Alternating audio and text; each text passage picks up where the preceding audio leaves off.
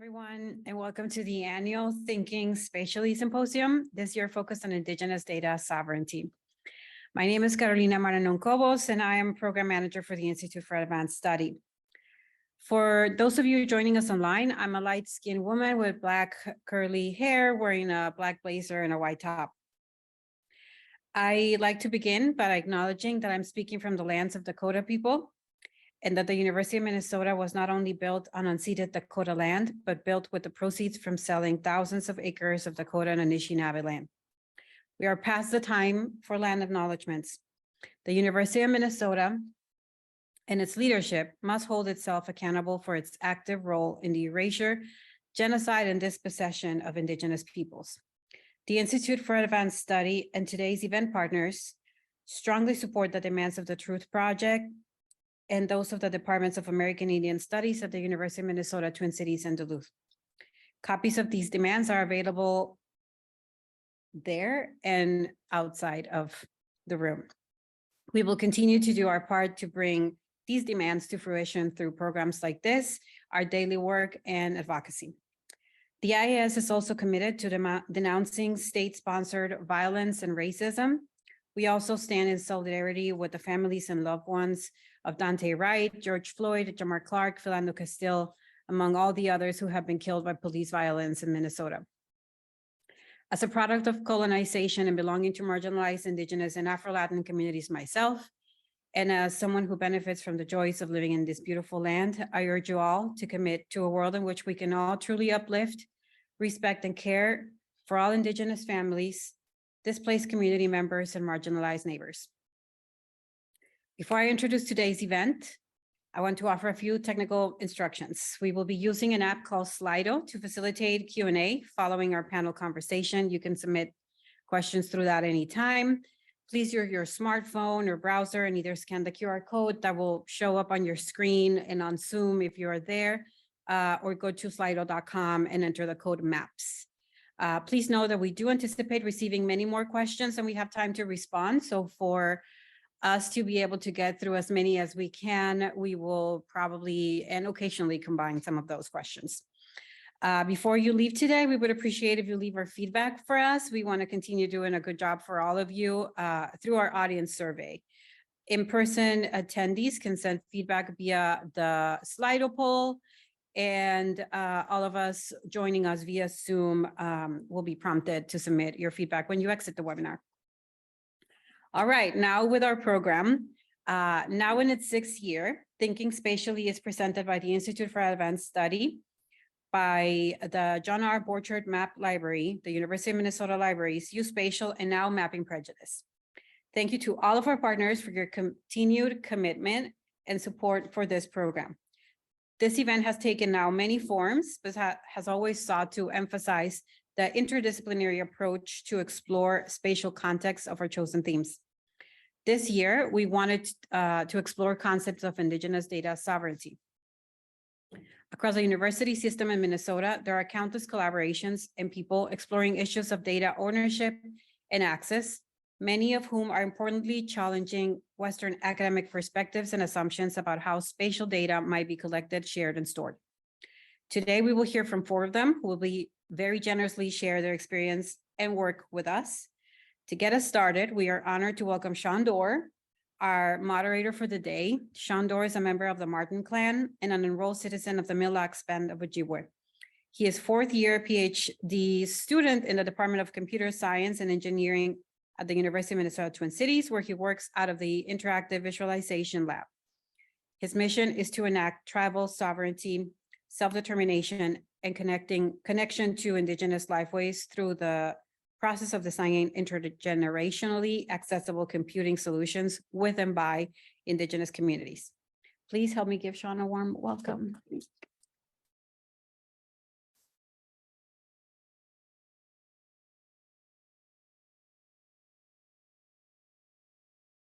Bonjour, ndoi mauni dog. Nabana kameg Indigenous cause Mississauga Ganin and Dunjaba, Bobajeshi Nundum, Anishinaabe and Dow. So hello, all my relatives. I just give you a traditional Ojibwe greeting where I let you know where let you know my name, which I'm not going to translate for you. I let you know where I'm from, which is Mille Lacs Lake. I come from the Mille Lacs Band of Ojibwe. I'll let you know my clan, which is the Martin clan. And I also let you know that I'm Anishinaabe. So miigwech to everybody for attending here. And miigwech is thank you in Ojibwe. I'm going to be using a lot more Ojibwe whenever it feels appropriate in my brain. For attending here and online, your participation here today is very inspiring and encouraging for showing support for this conversation around Indigenous data sovereignty. Miigwech to the Institute of Advanced Studies for asking me to moderate this conversation with my peers who are doing considerable scholarship, period, but especially across the board as we're talking about enacting tribal sovereignty in an applied manner. I'm very humbled to be of service in this capacity for you three, for our communities here locally, and for Indigenous communities globally, who are impacted by imperial, colonial, and settler colonial violence and policy every day. The work that you three are doing is very important, and before we go any further, I definitely want to take this time to express my gratitude for your labor. So miigwech. Today, we're here to talk about Indigenous data sovereignty and how power dynamics show up in this conversation spatially and throughout time. We're going to discuss what data is, who gets to determine the definition of data, and what's at stake for Indigenous communities when settler, colonial, and capitalistic logics are the norms in this defining process. Our collective goal today is to provoke thought about what it means to be in good relations spatially, and action to do your part wherever you may reside to live up to this ideal of good relations. Wherever you are today during this event, the earth and water underneath your feet and the sky up above gave the original instructions on how to care for them to a group or groups of peoples that Western ideologies would like to place in the static past as relics that can never be contemporary. You're about to hear from three Indigenous scholars who are very much contemporary and are creating the blueprints for what I would call is nothing short of a post-apocalyptic Indigenous rebellion. We're going to start today with three presentations on this work, then take a little break to absorb and check in with ourselves. And after that, we'll meet for a discussion where you all get a front row seat, as well as concluding with the Q&A session as discussed, utilizing Slido. And so it's my pleasure to introduce to you today our panel. First is Gabby Menomin. She's an enrolled member of the Forest County Potawatomi community of Northern Wisconsin and is from the Bullhead clan. With a Bachelor of Science in Urban and Community Forestry and a Bachelor of Arts in American Indian Studies and a Master of Science in Tribal Natural Resource Management, Gabby is focused on plant relatives and how climate change is impacting them. She is passionate about the environment and looking at how to center Indigenous voices, values, and knowledge in the stewardship of land. Our second presenter is Deacon DeBoer, who is Dakota and Wasichu, and grew up on the land where they dig for yellow medicine along the Minnesota River and Hot Creek near present-day Granite Falls.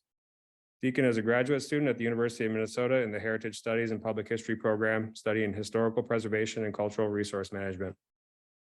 His focus areas include applying traditional ecological management and constructing frameworks of indigeneity and reciprocity that can be modeled in relation to the historical memory of the landscape, as well as decolonizing narratives through truth-telling and Dakota.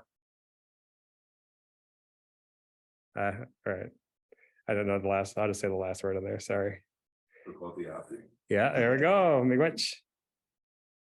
And Garajola is a descendant of the Boys Fort Band of Ojibwe, is a mother, a PhD student in American Studies, and the project manager at the Office of Native American Affairs at the University of Minnesota. Here on the Dakota homelands of Bideota, she studies and implements ethical systems change through an Anishinaabe practice model, and is also a core researcher and coordinator for the Truth Project.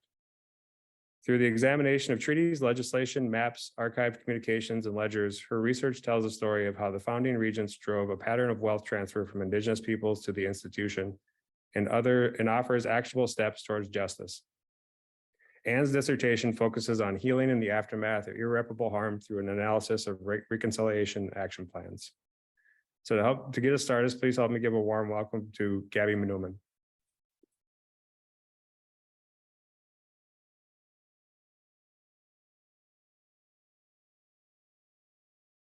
Bojo Jayak, Kwekabnok Dijnakaz, Wisconsin Dujbaya, Wasi and Dodem, Bodwadme, and Dow. Hello, everyone. My name is Gabby Menomin. I come from the Forest County Potawatomi community up in northern Wisconsin. Currently, I am the restoration manager at Wakan Tipi, Awanyankapi, which is an Indigenous-led environmental nonprofit based out of St. Paul. We do a lot of our service work for the east side of St. Paul and that community. So I'm just going to kind of go over a little bit about like my organization, the sacred site that we steward, and kind of go into the history of research that has gone down at that sacred site and kind of where we as an organization want to see that research moved into the future. So a little bit of history about our organization. So my organization actually started off as a white-led nonprofit. Back in 1997, a group of neighbors came together with the goal to, after learning about the history of a creek that was put underground, Phelan Creek, which historically ran from the south end of Lake Phelan all the way to the Mississippi River, also connecting to the sacred site, which I'll discuss in a bit. So that neighborhood group had started kind of to advocate and educate the public on the history of the creek and the significance of the creek as well. As the group kind of moved on throughout history, began to learn more, communicate more with the Indigenous community and the broader community as well. They learned kind of the significance of another site that they steward, which is Bruce Bento Nature Sanctuary, where Wakan Tipi, which is a sacred cave that located in the sanctuary. As they kind of learned more history, the organization decided to kind of let go of that control and pass it over to the Indigenous community. So about almost 5 years ago, our executive director, Maggie Lorenz, became the first Indigenous executive director, the first Indigenous leadership for this organization. And with that, in the last couple of years, our bylaws were actually changed so that there will be Indigenous leadership both at the board level and at the executive leadership level as well. And earlier this spring, in April, we came out with our name change from Lower Phelan Creek Project, which was the old name of the organization, to what we are now, Wakan Tipi Awanyankapi, to better reflect that Indigenous leadership and stewardship of our sacred sites as well. So one of our main project sites, areas that we steward is Wakan Tipi Cave at Bruce Bento Nature Sanctuary, which is located over by the river, a little bit ways away from downtown St. Paul. So a little bit of history about the sacred site. The cave has always been a very important site for Dakota and other Indigenous people as well. Like I mentioned before, that creek that was put underground actually used to connect the cave system to the Mississippi River. People would come from all over and bring their relatives that have passed on, hold ceremony in that cave before interring them up in the mounds in the bluffs above. So that place is very sacred. There was pictographs on the cave face that depicted different beings, different aspects of sorry, I'm really tired. Anyways, what am I trying to get at?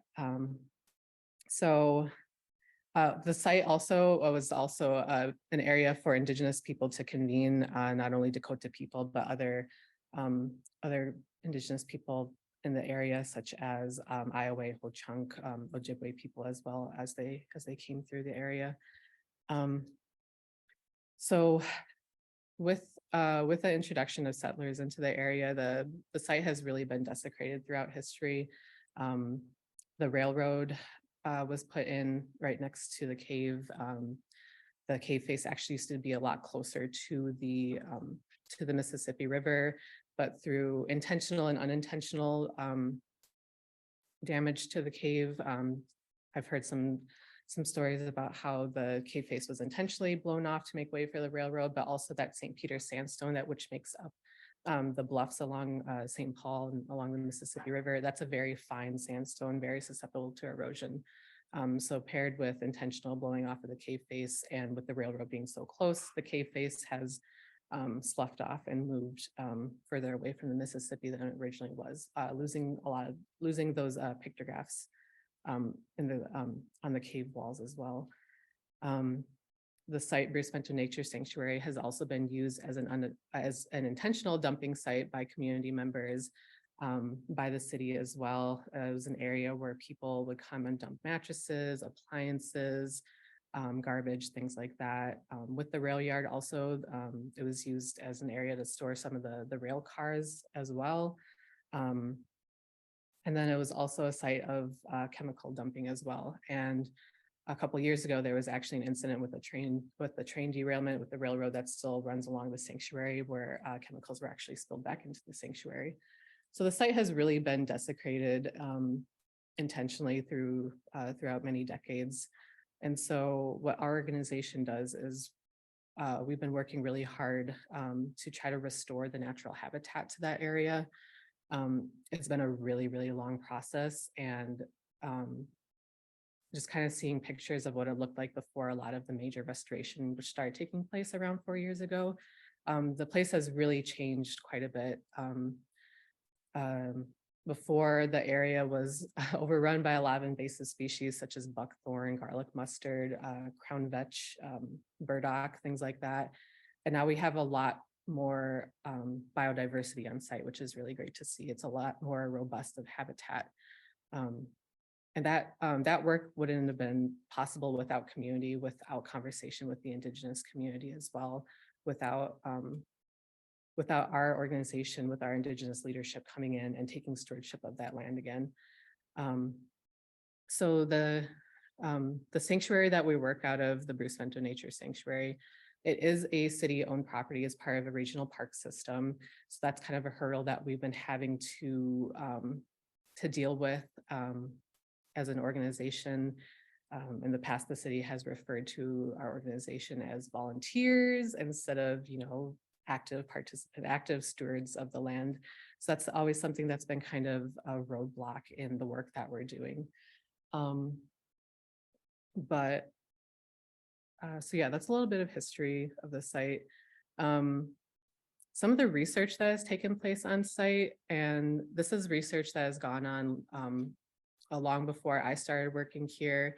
Past employees had also made partnerships with people from different university systems. So there's kind of, and it's still not completely clear as to who's all done research at the site, but some research that I have heard about and have seen some data for is there's been water quality testing done to the site. We have a small creek system coming out of the 2 remaining springs on site. We have a small creek system that connects to 3 ponds. So there's been some water quality testing done on site. There's been soil testing back in 2005 when they first reestablished the small portion of creek and those ponds. They realized that they realized how contaminated the site really was. So there's been extensive soil testing, pollutant testing on site in the soil. Other research that I know that's gone on, there's been some quite a bit of bird data that's been collected about different birds that are living on site. Sorry. There's been different surveys done about the pollinators and our bee relative that live on site as well. Mammals as well. What else did we have? There's been lichen testing. I know that it's just part of a larger research experiment throughout the Twin Cities, I believe, but they had taken some lichen samples and tested for different pollutant levels, I believe. And so that's just kind of what I have gathered so far in the year that I've worked with this organization about different major research projects that have been done on site. Some of them don't always align with our values as an organization and our values and how we see research taking place on a sacred site. Things like the aquatic invertebrates testing, where specimens were actually taken from the site, killed, and looked at what kind of pollutants were inside of them. That's just not something that really aligns with our values as an organization and how we would treat our relatives that are living at this sacred site. So that's a really big hurdle that we've been kind of trying to address, is some of the research really doesn't align with what we want to do and what we want to see on the site. So how are we thinking about addressing that? And I'm really thankful for the MSP LTER, the Long-Term Ecological Research Program, because they had reached out to us when I first started working. They reached out to our organization and kind of opened the doors to kind of think about how research can be done differently on our site. We're still in the process of working out a partnership agreement with them. It's been a very slow process, mostly on my part, as I've been trying to navigate my first year with our organization and the work that we do. But some conversations that I know we want to start is really compiling exactly what research has been done on the site, looking at that data, actually being able to see that data, not just the summaries of the data and the analyses of the data, but the physical, the raw data as well, being able to see that stuff and making sure that those lines of communication are very clear and that we have access to that information as well. But aside from more of the scientific research, we also want to make sure that community is involved in data collection on site. So we do a lot of citizen science, a lot of community programming to get people not only interested and educated in the environmental sciences, but also getting people or letting people get to know the site and who lives on the site as well. So we have an amazing partnership, a really beautiful reciprocal partnership with the Urban Bird Collective, where we do seasonal community bird walks. I'm sorry, my son's here and I think he thinks I'm really boring right now. So sorry about that. Yeah, this relationship that we have with the Urban Bird Collective is really great because they bring in their birding experts and we bring in our community members, and we go out on the land together, and they teach us they teach us so much about our bird relatives that live on site. And then we're also able to share every winter. We've been doing a winter storytelling. This past winter, we did one on site with the Urban Bird Collective, and we're hoping to do that again this winter. So being able to share kind of the more Western scientific science and like data collection, pairing it with traditional forms of data like oral history, our traditional stories, things like that. So that's been a really beautiful relationship. They're always very open to share all of their data with us, which really helps my job as the restoration manager, thinking about how we're going to continue to do restoration based on what birds are visiting, what birds are living there. And one story I want to share about that with the Urban Bird Collective and kind of the ongoing restoration that's been done on site. So this year, or the past couple of years, there's been a mating pair of killdeer, which is a bird species. The really cool thing about killdeer is the mothers, when they're trying to lure predators away from their nest, they'll act like their wing is injured and will try to lure the predator away like that. So this spring we were out on the site, and I had noticed that one of the parents was being very loud, yelling at us, and I was like, I wonder what's irritating them, because we weren't too close to where they were sitting in the tree line. But then we looked down at our feet and there was 2 chicks, which is the first time that they've seen chicks on the site, in killdeer chicks, in I don't even know how long. So that's just kind of something that's really special, and being able to identify that bird species based on the what I learned from the bird outings with Urban Bird Collective is that was a really special event for me.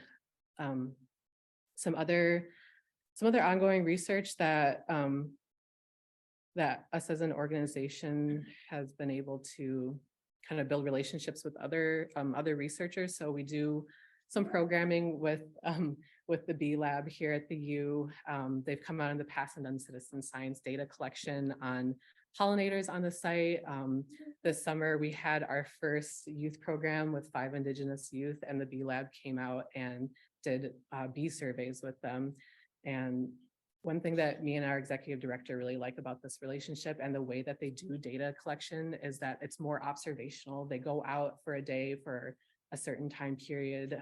They have their protocols for their data collection, but they come out and they observe, and then they also do catch and release. So they're not taking from the site, which is something that's been really, really great to see. So, okay, let's see. So kind of thinking about where we want to move in the future. So trying to build this relationship with MSP LTER is kind of a really big goal of mine. It was something that our executive director was a little bit hesitant about because there is a really big distrust of Western science and Western research in the Native community. But I think being able to build a partnership agreement together where they're very willing to listen to what our needs are as an organization, what kind of data collection we need on site, what we don't need on site, different kinds of data collection and research that we don't feel is appropriate on site, such as taking our relatives from the site for research purposes. And then, let's see. And then kind of trying to work through how that data sharing and that kind of data sovereignty looks like for us as an organization. Like I had mentioned, the sanctuary is under St. Paul City Park property. There's kind of let's see, there's kind of it's getting better, but there's kind of a strained relationship with our organization in the city because as landowners, they feel like they have more of an authority than we do as Indigenous people to this site. And it's been a process to kind of get that relationship to where they view us more as equals in the work that we do down there. And a really big hurdle that we're trying to address is figuring out a co-management agreement. And we're planning on bringing the 4 Dakota tribes into this conversation as well. First asking them, how do you think that land management looks on this site? Does it look like land back to the tribes? Does it look like MOAs between the cities and the tribes? Or does it look like co-management facilitated by our organization? So that's something that we're really working towards. And being able to have the resources, being able to have good relationships with researchers and knowing and figuring out what good research would look like for this, or appropriate research would look like for this site is really important in the early conversations that we'll be having with the 4 Dakota tribes and thinking about how our organization is going to be possibly continuing and kind of centering ourselves more in the major decisions that go down at the site. Let's see. But let's see. Okay, I think I've hit most of my major points. I think I'm a little early on time. But yeah, I'll I'll pass it on to Deacons.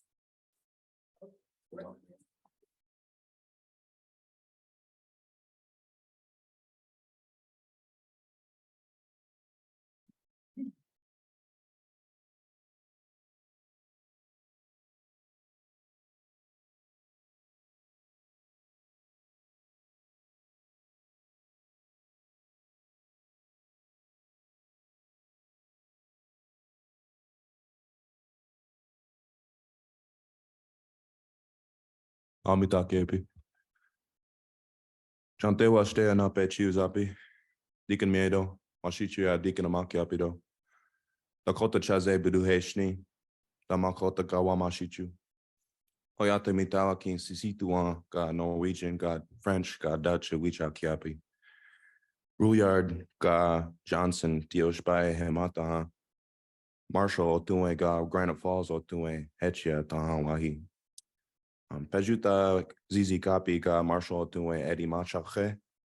Wana badeoto otue ed wati taka nakun ta huntucha. Pejuta zizi kapi ed watido. Minnesota won't spe Wakan ed wabadawado. Heritage Studies and Public History, unspe michichie, unspe wang, Historical Preservation, Cultural Resource Management, eapi ki owapa. Pidamero. So I'm from Awanyankapi, at the place where we dig for the yellow medicine. I'm still in my language journey and have been for a few years now. Now I'm on my third teacher. It's kind of crazy, but and it's a really big part of me. Going into my first year of college at Mankato State University, Minnesota State University, Mankato. I was introduced to Glenn Washichuna. He's an elder that he's a traditional speaker, a first language speaker, and he taught me a lot about how to go about Dakota Wichohan and to walk in Dakota ways of life.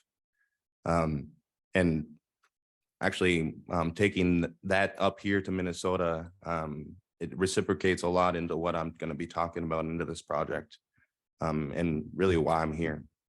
But already 4 years ago now, I was in my first semester, as I'm just saying, at the Minnesota State University Mankato, and I was extremely fortunate to enroll in Dr. Vicente. Already 4 years ago now, I was in my first semester at the University of Minnesota after transferring from Minnesota State University Mankato. And I was really extremely fortunate to enroll in a class with Dr. Vicente Diaz in his American Indian Environmental Issues and Perspectives course. And it really detailed a meaning of indigeneity in relation to place to myself along the Hahawakpa on a land grant-based institution, but also how we can build a reciprocal relationships with lands we steward that work to deconstruct colonial frameworks around land management and the narratives produced by those entities. That same semester, I was also fortunate to meet my Tahanshi, Chris Bexa, in his American Indian Literature course that laid out ideas of mapping story in relation to place that echoed many of the same energies that Kate Bean brought to the renaming conversation, and led to more than a year's worth of conversations with Chris and Samantha Major on what an Oceti-Sakowin territory would look like outside of state boundaries that we see today, and how our stories and names embedded within can translate to a remapping centered in decolonial focus and construct strong indigenous relationalities through Dakota Lakota and Nakotiapi. Going forward, I initially started a pilot project in a sense by remapping a section of the Hahawakpa, contemporarily known as the Mississippi National River and Recreation Area in the Nakotiapi. But this resulted in 34 place points in just that 72-mile stretch, which aligns the same 700,000 acres of land that Zebulon Pike thefted in 1805. In constructing this, we realized that the potentials of a tribally housed digital mapping archive that is genuinely accessible by community members, what it could be, and how aspects of migration cycles through the Oceti-Sakowin had parallels to the workings of connections in this remapping. So in 2021, a talk at the University of Minnesota, Dakota scholar and activist Waziatowin advocated for an approach to tribal futures that is grounded in resurgence by any means possible. We take Waziatowin's ethical call to involve the restoration of Oceti-Sakowin, Lakota, Dakota, and Nakota territories through both material and non-material means, with the recent restoration of the name Bade Makaska being one prominent example of this sort of reclamation at the level of language. Our work seeks to build on this success by not only bringing to light or restoring place names in our Dakota language, but to perform a deep mapping of these places through orature, gathered in consultation with our Dakota, Lakota, and Nakota communities, and their tribal councils and TIPOs, tribal historical preservation officers. This project digitally remaps Oceti-Sakowin Oyate place names in Minnesota, North and South Dakota, Nebraska, and beyond. Historically known by the exonym Sioux, derived from an Ojibwe term known as Nadawesu, or a snake form, lesser than a snake I've heard interpreted. The Oceti-Sakowin Oyate includes people now more commonly known as the Dakota, Lakota, and Nakota.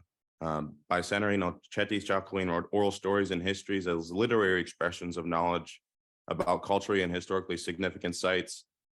What Ugandan linguist Pio Zeromu calls orature, or team comprised entirely, our team comprised entirely of Dakota and Lakota researchers, seeks to create a dynamic, ever-growing, interactive digital archive of story maps. Could be ArcGIS, but we are still exploring what that platform might look like, as we want it to be transferable to a tribal nation. I'll get a little bit more into that, but we will populate this archive with orature and a base layer of Oceti-Sakowin place names to create a dynamic survey of the people's histories, traditional ecological knowledge, and continued relationship with homelands.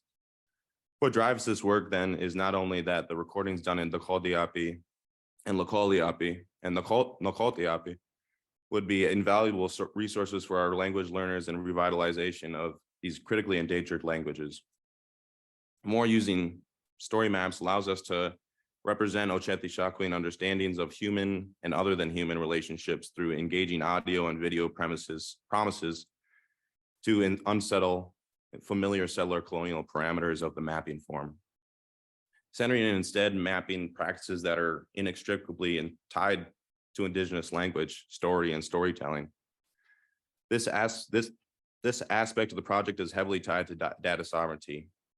And the construction of a tribally housed server, excuse me, is at the forefront of our grant proposal. In building a transferable server that leaves no knowledge is left in institutional hands, we are in a period of searching for technological support in the form of constructing and maintaining the server. And this is a big part of why I'm here today talking, is because we need Indigenous technological support for this project to do what we want to do, for it to be data sovereign. And in looking for that, it's been difficult. And we're at the point where we might have to go create a transferable product that almost functions as a vehicle or a tribal vehicle in that sense and can then be moved. But going forward, prospectively, in building a transferable server that leaves no knowledge is left in institutional hands, we are in a period of searching for that technological support. And we really want to build what I just said in Oceti-Sakowin, Iyechin Kopte, a migrating tribal vehicle. And kind of walking a Dakota Wichohan and following our cultural protocol in this, we realize that there are knowledges and stories that are only spoken in the winter, or have deep meaning for only those community members. Therefore, there is an imperative function to this server that will also restrict access in a good way. The reason for this work must be understood in relation both to settler colonial understandings and practices of placemaking, as well as Indigenous and specifically Oceti-Sakowin efforts to restore relationships to home territories and particular locales. Indigenous remappings are critical intervention in colonial cartographic processes that were and are instrumental in Indigenous land dispossessions. As many Native American Indigenous scholars have observed, one of the primary strategies in the process of settler colonialism involves mapping lands and demarcating tribal national boundaries. Doing so not only to facilitate trade, but to amplify settler senses of tribal factionalism, to construct tribal territory and leadership in ways that were legible to non-Native modes of governance and trade, and to strategize inroads for eventual land dispossession. In this way, mapping has historically served as a critical tool for imposing non-Native authority over Indigenous spaces. The paper-bound practice of flattening dynamic ecosystems and codifying dynamic cultural, governmental, and economic relationships across lands and waters provided the foundational framework for treaty agreements, removals, and expulsions of Native nations. Our work seeks to redress such settler-centered representational practices, and does so also in an Oceti-Sakowin ethical practice of truth-telling, or Owatana Wohadakapo. It continues the intellectual labor and activism of other Oceti Shakopee community members like Sid Bean, Dr. Kate Bean, and Carly Badhart Bowl, whose efforts led to the restoration of the name Bademakaska in 2020, and who states succinctly, I'm sorry, I have a really bad ear infection that's kind of messing up a part of my speech, but who states consistently the main problem are remapping work addresses. Names have been changed to assert power over Indigenous peoples to claim the land and disconnect us from our ancestral homelands to sever ties. Our remapping assumes that language and place are intertwined and shape not only public histories, but settler senses of belonging in lands that were gained through treaty breaking, land grabs, and ethnic cleansing. That echoes a lot of what Waziatuin talks about in What Does Justice Look Like? It is only through recovering and restoring Dakota and Lakota place names and histories that historical truths about Oceti Shakopee presence and settler erasures of that presence can be told. And it is only through reckoning with such truths that healing for all might begin. Beyond decolonizing settler understandings of place and place names, this work centers Oceti Shakopee relational philosophies that connect locales horizontally and geographically with one another and with human and non-human relatives, as well as connecting vertically or temporally to the ontological time of earth and of creation. Such philosophies are perhaps nowhere more evident than in Oceti Shakopee orature, which grows out of longstanding aesthetic practices and traditional expressive genres such as Ohukanka and Awanyankapi. Those genres have often been glossed as myths by non-native scholars, but they are, on the contrary, deeply historical lived practices of narrating Oceti Shakopee senses of time, place, and a relationality.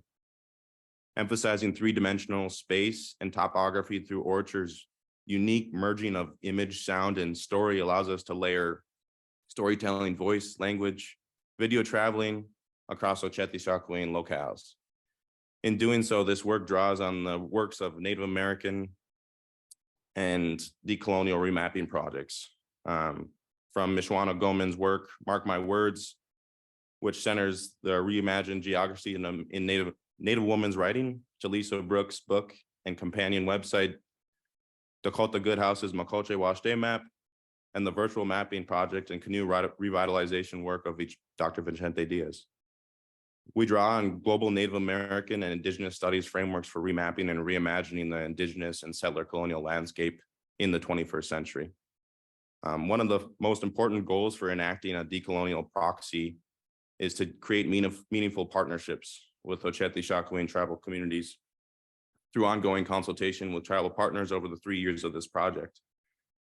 Tribal partners, TIPOs, tribal councils, research fellows, storytellers will all be consulted on all this research, facilitating relationships between universities and tribal communities, co-PIs, and providing project oversight and tribal institutional and community outreach throughout the awards term. But I would like to say, in terms of the university in that sense, the only sense of this project that isn't related to the university is our grant proposal through IIS and Menomin. We defined very clearly that this is a tribally housed project in the end. And the digital app, it aims to be path setting and how it reconnects for the first time Indigenous territory across and between individual reservations and urban settings in partnership with orature gathered by tribal research fellows from each of the 16 Oceti Shakopee communities in Minnesota, Nebraska, Montana, and North and South Dakota. In other words, this will be the only map of its kind to comprehensively center place-based orature and knowledge about tribal territories disconnected by settlement and colonization. And maybe most importantly, by doing so through research by an ongoing consultation with Oceti Shakopee communities. Our impetus is not just to put pins on a map, in other words, but to understand them across time in relation to Oceti Shakopee people's historical presence and desired futures. The need for such a map is a matter of restoring and sharing collective memory of place, expressed in a aesthetic mode of orature, but also to do an aid in Dakota, Lakota, and Nakoteapi, learning and revitalization. Since orature in these indigenous languages will serve as a vital instructional and archival resource for all of our communities to be used as an accessible tool. Our project's value for the humanities and public tribal nations more broadly consists in enlarging the possibilities of the literary and in reinstituting Native American literary expressions into present day and future-oriented living practices of tribal storytelling. Accordingly, one of our key goals is to intervene in scholarly debates over what constitutes Native American literature and American literature by documenting tribal aesthetic and historical archives of names and histories that tie to culturally significant locales. Our project's decentering of settler colonial histories, institutions, and their spatial practices is thus redressive and aimed at bringing occluded aesthetic and historical tribal community expression into greater visibility. We especially recognize its potential to serve as a model for tribal and non-tribal relations in the sense of future stories that could be told. Such work is at its core relational and keeping with Ocheti Shakowin philosophies of the Tioshpai, or extended family, in that it requires developing reciprocities or being a good relative between tribal and non-tribal partners. Institutions like the University of Minnesota are key interlocutors, but in controlling these spatial narratives as of recent.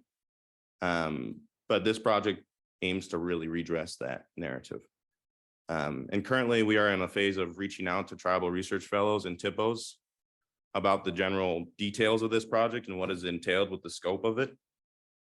Although a core initiative and responsibility of this project as a Mellon funded grant is, we look at as a responsibility of this project as a Mellon funded grant is putting the money from the Mellon grant back into our tribal communities and our relative pockets.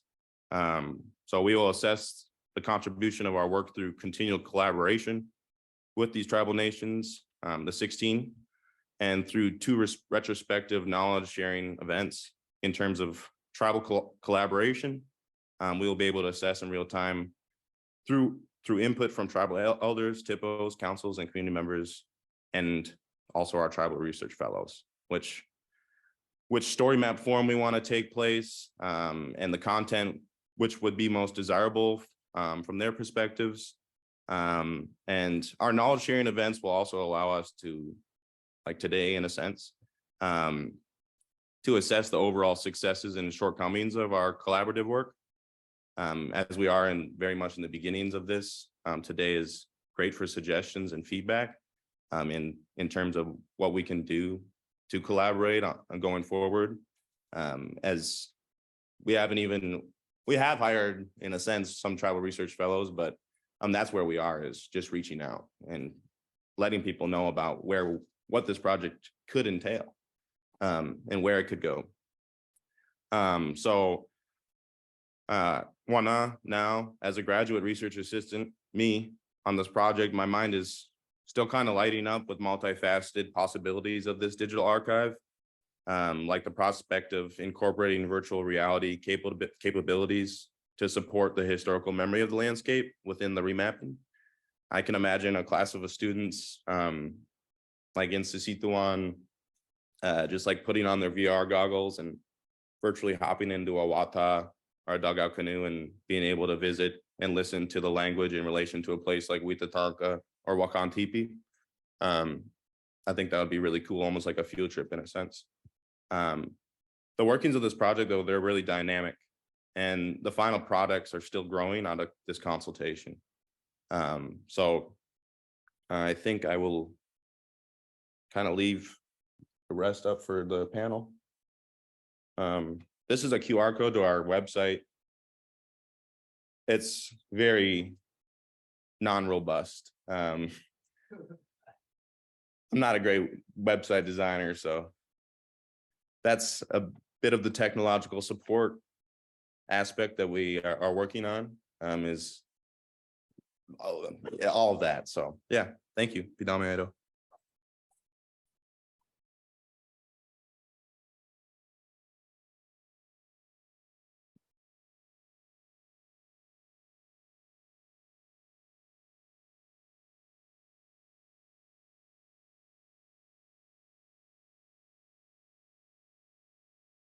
I apologize. It doesn't really work on a mobile device. So. I was like, it's around here somewhere. You have to do it on a desktop.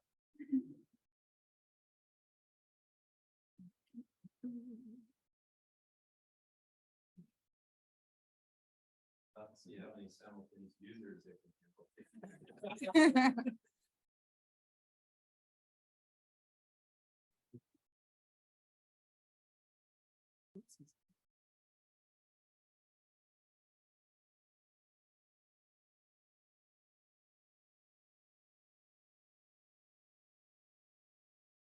Buju and Indigenous Asabakoni Zagangan and Dunjaba. Hello, my name is Anne Garjola. I'm from the Bois Fort Band of Chippewa. My family is from Nat Lake, where my mom and my grandma are enrolled. I just want to take a moment to say some thank yous to the folks who are involved in this project. Being the Truth Project Towards Recognition and University Tribal Healing. It was a project funded by the Andrew W. Mellon Foundation. I want to thank my core research team, Misty Blue and Adriana Goodwin, to IAS for inviting the three of us to share space and knowledge with you all today, to Sean for moderating, and to IAS for being a strong partner through Truth, and Abby Travis for being our media relations person. A lot of people made this possible. The Minnesota Indian Affairs Council, the 11 recognized tribes who currently share geography with the state of Minnesota, and their respective tribal research fellows, Regent Tad Johnson, the team at Minnesota Transform, Tracy Deutsch, Jigna Desai, Kevin Murphy, and Joseph Bauer Kemper up at UMD, who really helped us push this through in ways that are not typical, and I'll talk about that too. To our faculty advisory task force who helped train our tribal research fellows in Indigenous and archival methodologies so they could do their projects, and most importantly, the lab that we are standing on today.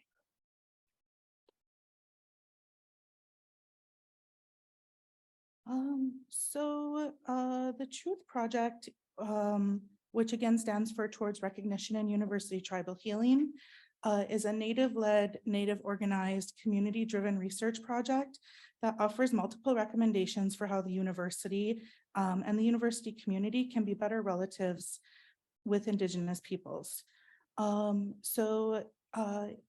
Thinking back to like the spring of 2020, the Minnesota Indian Affairs Council issued a series of resolutions calling on the university to recognize its foundations.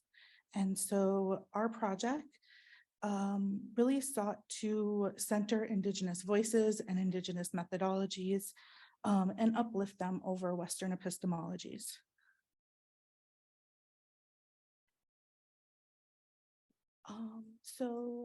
I mentioned that there was 11 tribal research fellows appointed by the tribes. There was also several research assistants here in the University of Minnesota. And my role was kind of coordinating the university side of the project. Misty Blue, who I mentioned before, was the organizer for the tribal side of the project. My work really looked at the role that the founding regions played in Indigenous land dispossession and genocide. And through archival research at the Minnesota Historical Society and the university archives, we were able to trace the roots of the University of Minnesota to Indigenous genocide that was committed premeditatively by the founding Board of Regents. So some significant revelations that were made throughout the course of the project was that the institution has harmed Indigenous peoples through land expropriation, genocide, forced removal, wealth transfer, revisionist history, harmful research practices, and curriculum and campus climates that maintain Indigenous invisibility since the university first opened in 1851. And the university continues to capitalize on the founders' use of treaties, legislation, war, commodification, research technology, and data against Indigenous peoples. So one example of this is Indigenous rights below ground. So this map here was created by Kyle Malone, who was one of our research fellows through the Center of Urban Regional Affairs. So in addition to the tribally led research, there was several teams at the university who were conducting forensic and economic analyses of the Permanent University Fund, or PUF as I'll refer to it. So these red dots up here are the current land holdings that the university still maintains from various land grants, not specifically the Morrill Act. The university did sell all of those lands by 1904, but has been the recipient of multiple land grabs in addition to the Morrill Act.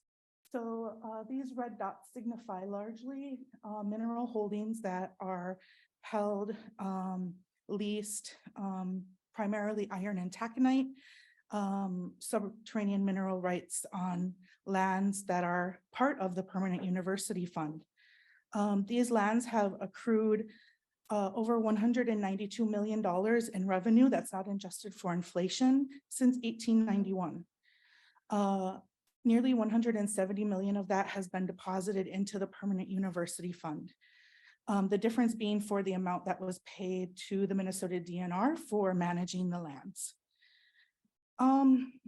However, I want to talk for a minute about treaties, right? So treaties are a series of rights that Indigenous people granted to settlers in order to reside on this land.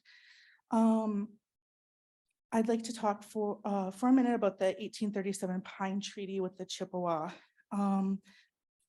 One of the signers of that treaty and one of the primary negotiators was also a founder of the University of Minnesota, Henry Sibley.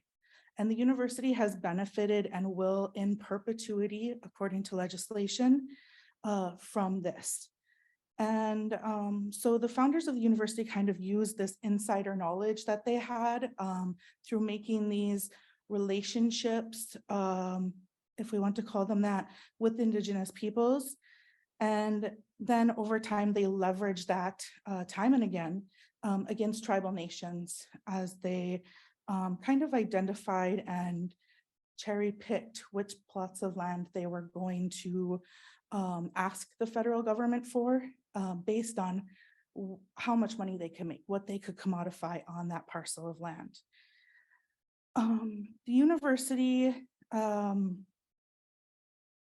I said, continues to bring in funds from these iron ore and taconite leases.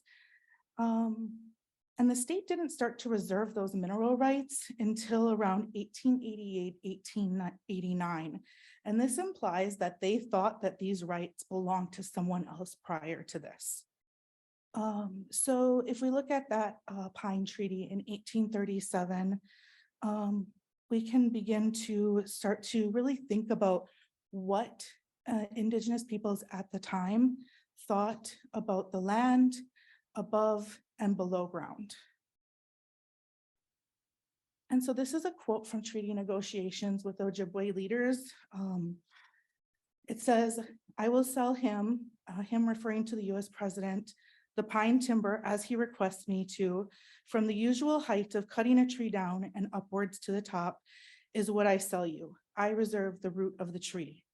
Again, I hold this in my hand, the maple timber, also the oak timber, and this straw that I hold in my hand, wild rice is what we call this. These I do not sell." So this quote shows that our ancestors knew the value of what is below the Earth's surface. And looking into the university archives, we can really see how university geologists observed the ways that Indigenous peoples were harvesting and quote unquote mining, right? Things like copper and iron ore up in northern Minnesota since time immemorial. Today, treaty rights means that those rights the Ojibwe kept when they signed the treaties are also called reserved rights. Ojibwe never sold or bargained these rights away. They are called usufructory rights. There are rights to hunt, fish, and gather resources like wild rice, like iron ore, like copper, like timber, on the land that was forced, that our ancestors were forced to cede to the United States through acts of violence. So if we think about how reserved rights work, right? So think of somebody has something that they want to sell, right? Some land that they want to sell. However, they've been told that there's gold somewhere below that land. So they don't want to keep the land, but they don't want to lose the gold. So when they sell the land, they keep or reserve the mineral rights. This is what the University of Minnesota started to do in 1888 and 89 with those lands that they expropriated from Indigenous peoples. This gives them the right to mine the gold and underground minerals, even though the surface of the land belongs to others. Reserve mineral rights and treaty hunting, fishing, and gathering rights are a type of property right. They're not special rights. These have been our rights since time immemorial, and these were not given away when we negotiated treaties. So I just want to draw some parallels. So we talked about, you know, how the university had these lands before. Well, they largely sold them to their friends and also to themselves for business purposes. So we think of timber companies, mining companies, railroad companies. And currently there's modern parallels to these historical injustices. One thing that's been happening over the past several years is that tech companies have been buying up lands in Minnesota. So the question then becomes, why are tech companies interested in these lands? And so we can look at this in like a conflict that kind of transcends dimensions, right? It's in the physical and now it's moving into the digital. So physically, we can talk about tamarack and polymet mines, and those highlight the tech industry's dependence on nickel mining for batteries and other components. And then in the digital form, which I call a new form of colonization through data, there is an infringement on our data sovereignty rights. And so most recently what has happened is there was a plot of land down in Rosemont that was recently sold to Meta, the parent company of Facebook. Now, this is like an interplay, right, on both the physical and the digital dimensions, because Facebook is now going, or Meta is going to be like residing, I guess, settling on this land and continuing to colonize the digital landscape. And so when we think about that, we can say, you know, well, these lands are being sold to companies. They're not being given back to Indigenous peoples that they were taken from. But also, you know, there's a greater story here, because recently Attorney General Ellison filed a case against Meta, or joined a class action case for infringing on child's rights to privacy. And that's all children, right? So we really need to have a discussion about what is data sovereignty, what partners of the university are adopting data sovereignty policies, and how the university is upholding Indigenous interests and rights in all of their partnerships. And so this is a map of those lands. This blue circle here indicates the land that was sold to Meta. So the land was recently, or previously called Umore Park. And Umore Park was, until the sale of this plot of land to Meta, the largest contiguous landmass owned by a land grant institution at 8 square miles. The site is located approximately 25 miles from campus here where we're sitting. And so if we think about what was the university's purpose, how did the university obtain that land? The Rosemont property here, which became Umore Park, was originally called the Gopher Ordnance Plant.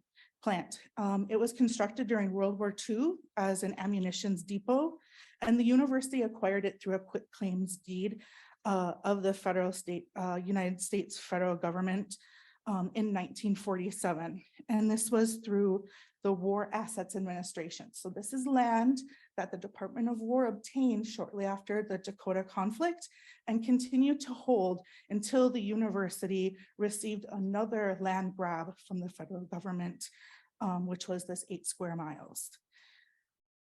The terms and conditions by which the property was conveyed were based on a university proposal in July of 1946 to use the land and facilities for the development of research, education, public health, reforestation, and purposes of similar nature. The land was to be abrogated over a 25-year period, so the university had to maintain management of that land for 25 years, and that time is now passed, so the university is free to do what they wish with that land.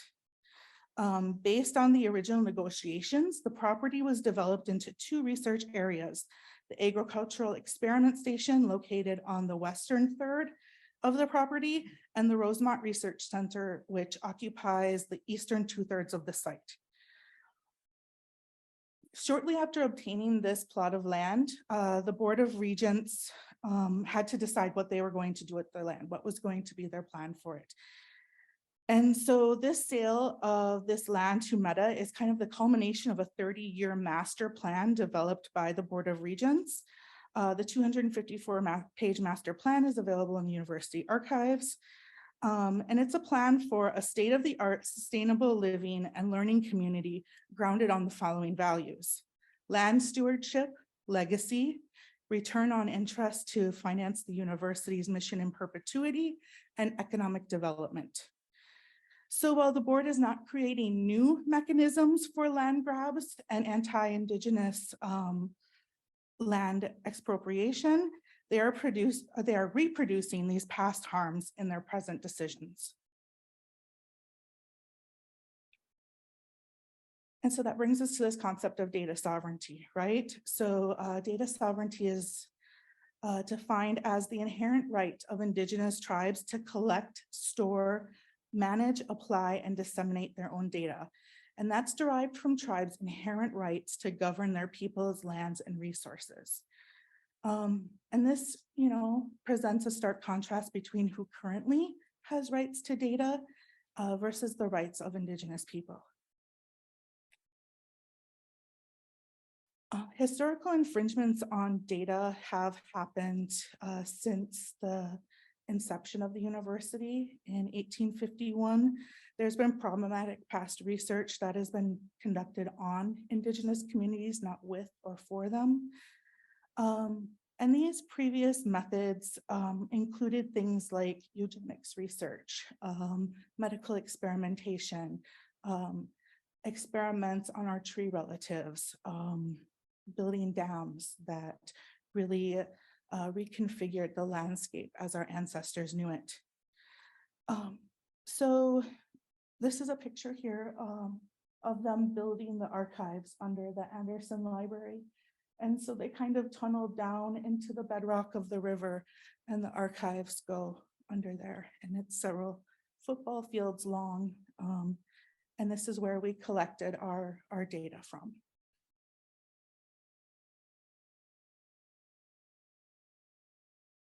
Our report culminates with a series of recommendations put forth by the tribal nations through their tribal research fellows and listening sessions with community and the tribal governments. We grouped these into broad themes that include land back, reparations in perpetuity.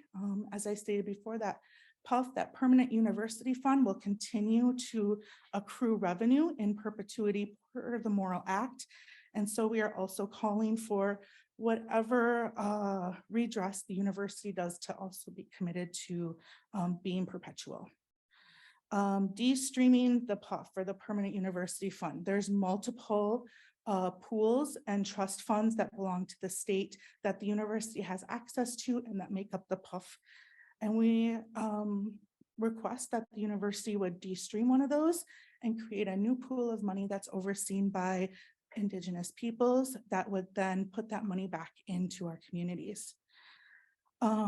There's also a request for a new research protocol that adheres to data sovereignty and policies that respect tribal sovereignty and support Indigenous self-determination. So our report was released in April. What has happened so far? I think we've all been waiting for like this big statement, big change, big set of policies to come from the university. But I think that it's important to remember that this was the first step, right? We knew this was going to be a long process. We knew this was going to be a long fight. And I think it's really important to bring the community together around this, to find allies in this work, and to also just protect our heart and spirits as we go through it, because it is heart work, as we call it. So some things that have happened thus far, the university continues work to give the land back up at the Cloquet Forestry Center to the Fond du Lac tribe. There's been representation and faculty hires, including Cheryl Lightfoot in the Hubert H. Humphrey School of Public Policy, Kyle Hill in the School of Public Medicine. And these serve as commitment to education that really infuse our values and our teachings into curriculum. Earlier this year, the legislature passed free tuition and fees, which is something that the tribal leaders have been calling on for a very long time. There's been proposals drafted to provide funding for language, Dakota and Ojibwe language programs. The university, through the Office of Native American Affairs, is currently hiring a new NAGPRA coordinator, with the goal that that person will go to each of the 5 campuses and do a complete and thorough inventory of all Indigenous peoples and objects of cultural patrimony that are held, whether they're in somebody's closet or documented well in a research lab. There's new tribal university relations training available on campus, or on Canvas, I'm sorry. And if you go to the Native American Affairs website, which is naa.umn.edu, there's a link to those trainings and also to a draft of the Indigenous Research Guidelines that are currently going through the University Senate in hopes that they'll be made into formal administrative policy. That includes an alert mechanism that will alert the Office of Native American Affairs when there is research involving Indigenous peoples through IRB, SPA, and the University of Minnesota Foundation. So what is the path forward and what is the university's role in that? I think there's opportunities for genuine collaboration, for a commitment to diversifying curriculum and education, and for reparations and perpetuity, not performativity, right? We know how much the university is worth now. You know, we've done the forensic analysis, and they can no longer say we're in a moment of scarcity. They can no longer say there's not money available. They have nearly $1 billion sitting in that permanent university fund, all of which was made off of Indigenous genocide. And I think that the university really needs to consider an annual review of what lands they can give back to tribes, to Indigenous peoples, organizations. Randall Aki, who is an Indigenous academic and scholar out of Hawaii, correlates the land grabs at White Earth to high rates of Indigenous homelessness today. So this land that was taken 7 generations ago continues to impact our people today. And this doesn't just appear in homelessness, it appears in education rates, health disparities, all things that the university claims to be an innovative leader in. And there are ways that they can invest in our communities like they have their own, with the wealth that's been generated from that expropriation. And so I just like to close with a call to action for everybody. I do some trainings through departments here. And one of the activities that I lead people on is asking them to place their work in a bucket. So what work are you doing in saying that you're an ally to Indigenous people? Is it performative? Is it a land grant, a land acknowledgement statement that really makes no commitment to actionable steps? Is it inclusivity, hiring new faculty and staff, diversifying the curriculum? Or is there real movement towards an anti-colonial institutional restructuring that will really change the way that the university operates? And I know that's that's a lot, right? Nobody ever makes it to that third basket, but think about ways that you, with the power that you hold in your position, in your department, in the committees that you're in, can really push for these things, because it is going to take a movement of a lot of people. There's 3 of us right now pushing for it, and 2 are outside the institution. And so really need that critical mass of allies to help us push this forward. Miigwech. All right. Well, I'm pretty excited about this portion. Miigwech to you 3 for your presentations. That was really great. Gave me a lot to think about. There's a lot of threads that I saw that were coming through. But before we get rolling here, I want to point out the call to a wardrobe change here by Deacon and myself of adding a hat to our deal. And Deacon, can you tell us what the hat says? You use the microphone. Merciless Indian savages. That is correct, and that is how we referred to in the Declaration of Independence. And so the reason for these hats, right? If we're talking about data, we're talking about our relationships with, especially was articulated very well in Anne's presentation. I think we need to take a look at the relationship of time, right? The temporal aspect of it, not just the spatial aspect of it, because when we're talking about how we were referred to in a Declaration of Independence, that certainly situates where the ethic is coming from a lot of times when we're talking about the relationships of when we say stewardship versus what stewardship may look like from a commodified sense of managing lands. And so if you ever need a reminder to where we're at in some of these conversations here today, or wherever this pulls back, you need to tag back to the version of how we were once referred to, and I think would probably prefer to be referred to, but just can't do it so in public anymore. So to get rolling here, I wanted to make a few notes here. There's one quote that I like to always put in a lot of my writing. It's by Vine Deloria Jr. The fundamental factor that keeps Indians and non-Indians from communicating is the way they are speaking, is that they are speaking about 2 entirely different perceptions of the world. And I really like that because it really hits home with my work a lot. A lot of my work is gauged on trying to bring together Western perspectives as well as Indigenous perspectives so that we can come together over our shared objectives, which really, to me, boil down to healing. But what I had heard a lot of in today's conversations or today's presentation was that our data is our stories, our data is our language, our data is the knowledge about land that's inherently relational. Our data is not constrained to the borders in the terms of Western thinking. Our data is not open access. It's not meant for everybody. Our data is definitely not transactional. We're talking about relatives oftentimes when we're talking about our data. Our data also has protocols around it. Our data has rights. Our data connects people across time and space. Our data is a vehicle to understanding who you are. Our data is vulnerable to Western extraction, just like Western data. And so, yeah, when I'm going to start with you here, Deacon, in relationship to, you talked about tribal servers and the challenges of how to do your work outside of the Western gaze. And so just starting down with the simple question is, why is it so hard for Oyate data to be Oyate data?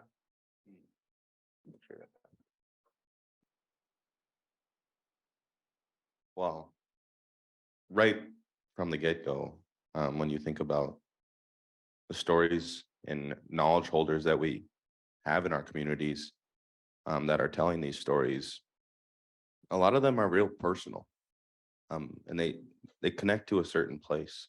They have relationality to a certain place, and they speak of indigeneity at that site. But as I was speaking to on it earlier, those stories aren't necessarily, they aren't meant for Washichu people. And it's not meant for, that knowledge isn't meant to be, what's the word I'm looking for?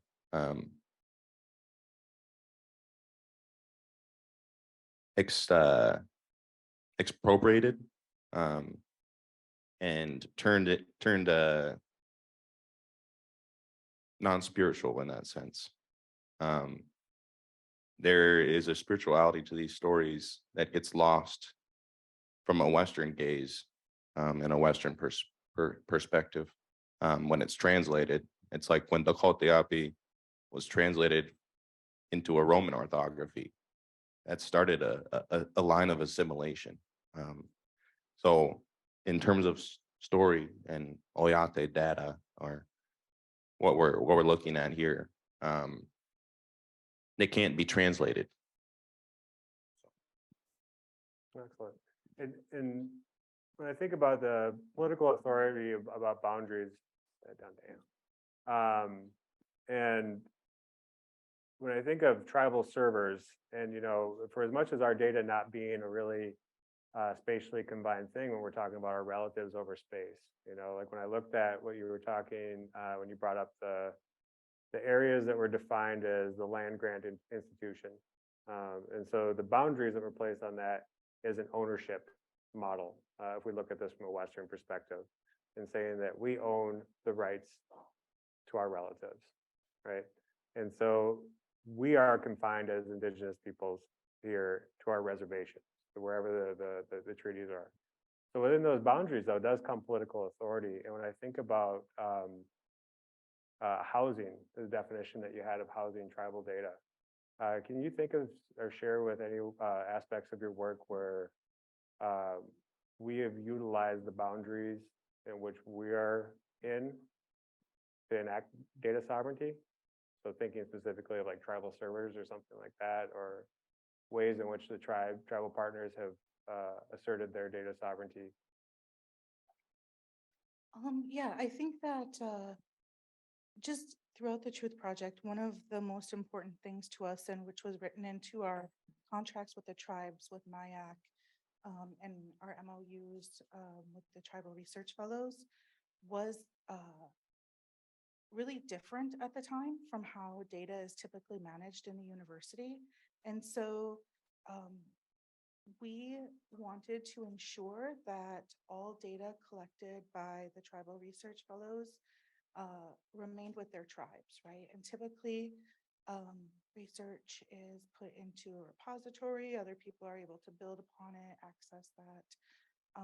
And it was really important to us that not only did they retain rights to their data over the university, but that they then were able to shape the narrative of what they wanted to, what they discovered throughout the course of their research, and only share what they wanted to, right? So without going into detail, right, we have tribal research fellows who have created really amazing things within their own communities based on the information that they gathered. And one example of that I'd like to share is Lori Harper, who is the tribal ed director up at Leech Lake. And so Lori has been taking groups of community members to the archives and training them in archival research, because what she found out through her time as a tribal research fellow was that a lot of the data, a lot of Leech Lake's knowledge and history and archival information isn't even within what we now consider the bounds of Minnesota. It's been sent to the federal archives, the National Archives in Kansas City, in Washington, D.C. And so she's been leading trips down there in order to retrieve as much of that knowledge and I guess, objects that they find along the way as possible, and working with those locations to do so. And so, yeah. Very much. Yeah, Gabby. I was thinking about that too, through the lens of when you shared it with your work about the story, winter storytelling, and how when you're working with data and good relations, right? We start from a relational standpoint, which I always kind of have a hard time, right? Because I make the assumption, especially when I'm hanging out and talking with you all, right, that we understand what it means to be in good relationship when you're coming with that. But when you have somebody, because we come from a different value, different set of values. I was thinking about that, and when you listed the values of the University of Thinking. Yeah, I don't remember hearing ROI at all from any of my elders. I don't remember hearing economic stability directly, but we might say that through self-determination. But where I was going with that, Gabby, is I thought of data as the opportunity to also, it affords the opportunity to heal when it depends upon the approach of relationality. And I was wondering if you could talk a little bit more about what all went into building that relationship to get it to that point. Yeah, so honestly, I think our relationship with the Urban Bird Collective is one of the easiest relationships that we have been able to form and maintain, mostly because the people that work with that organization, they do it more than, or they do it for the love of the birds. You know, they have this really strong passion for the birds, and so they're able to have a better grasp at kind of how we like as Indigenous people have our like kinship systems. You know, they don't view these birds as just these creatures that are flying around. You know, they view them, they hold a lot of love for the birds that they see. They have a lot of passion for being able to monitor and watch the birds throughout the season, stuff like that. So I think, you know, being able to form relationships with other organizations, with other people that are a step closer to our Indigenous values, such as like our kinship systems and stuff like that, viewing non-human beings as more than just, you know, creatures walking on this earth, you know, as our relatives. I think that's been really important with that relationship specifically, and what's made it so easy. And, you know, just their willingness to understand a different side of these relatives too, because during the winter storytelling that we had last year, Fern Renville, former coworker of mine, she's shared a lot of stories about traditional stories about birds, and just being able to see people from UBC kind of make connections with some of the information and stories that she was sharing to what they know in kind of the Western lens was like really kind of special to see. And just them being very gracious people and offering resources and help when needed. Yeah, that's kind of what kind of goes into it. Cool, no much.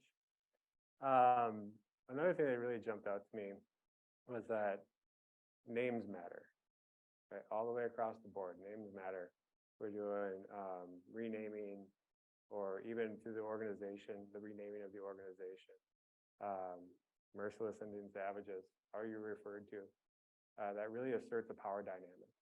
You know, if you're other than a human, especially in the case of what you shared with some of the the murder of animals that were being taken off the land. You know, it makes it easier, I think, to do those things. And I think a lot of times the hegemonic structures that are in place try to think of us as natives in that same space as well.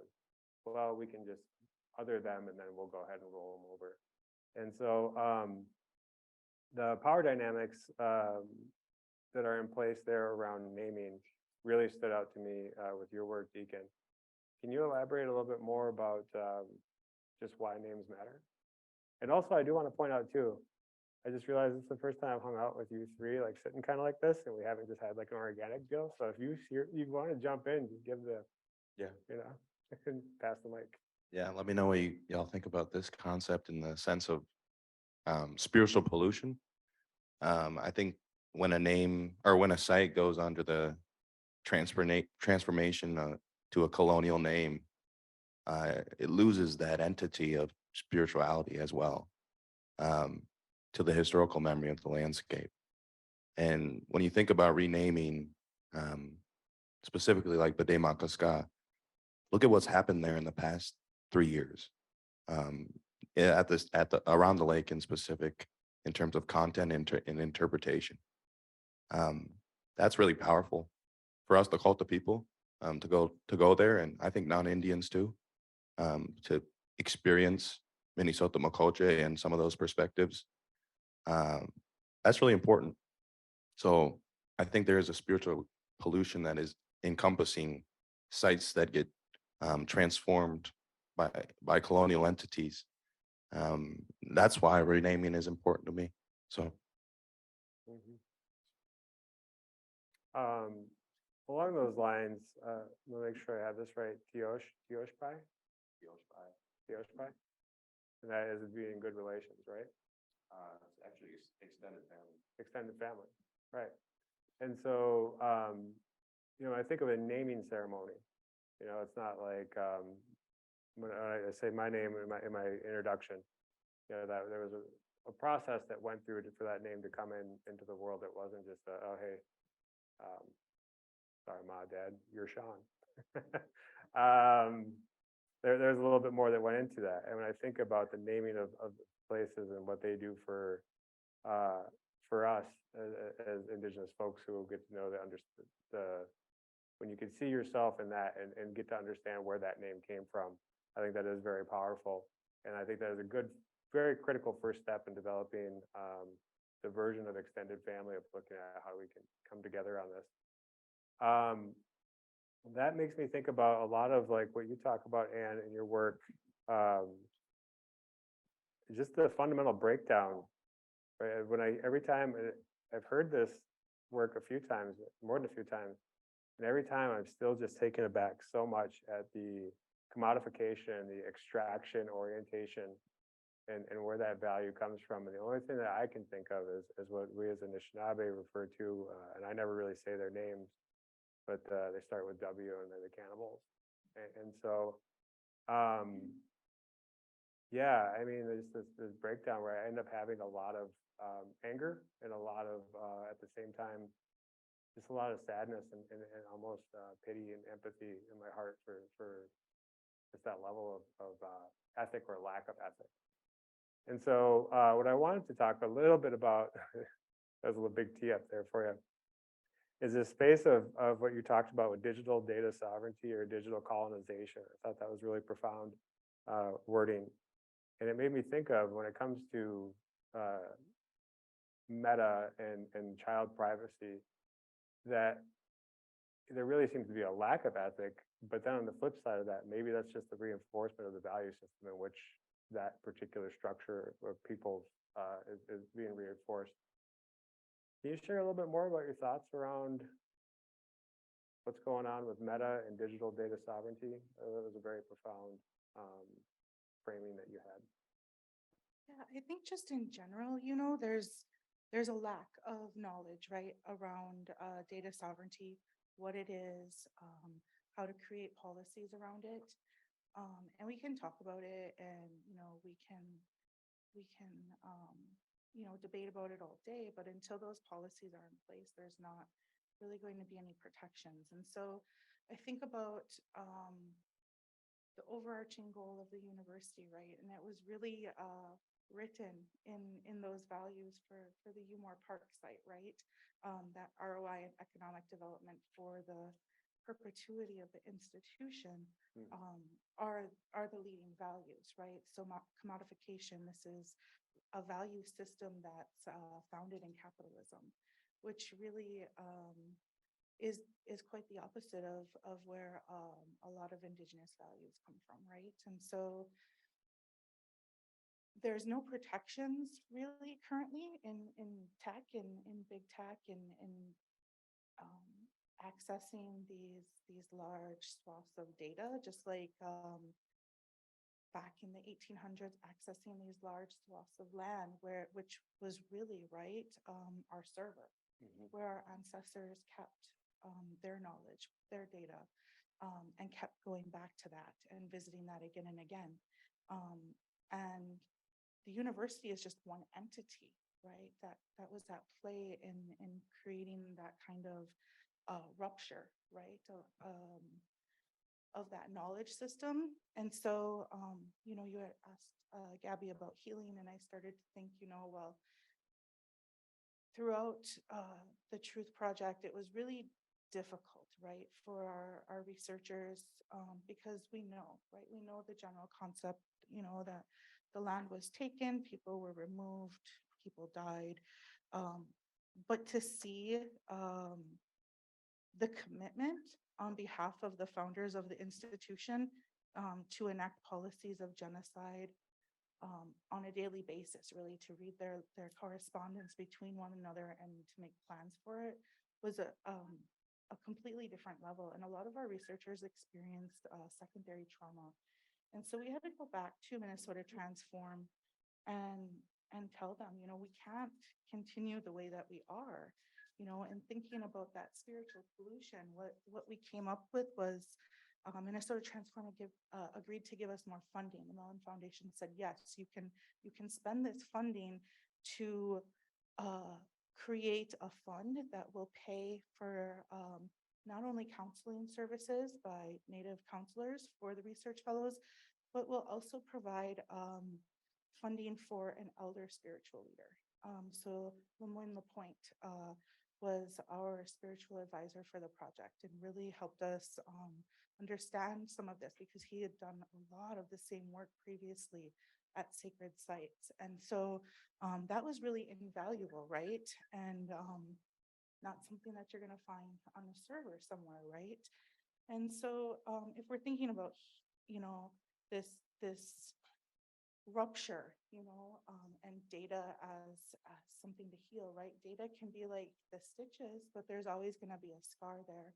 And that doesn't necessarily mean, you know, that the landscape is ruined forever, right? Scars can be beautiful too. And so just thinking about the work that was put in, our protections and commitment to data sovereignty, and just really hoping to see that enacted in the future.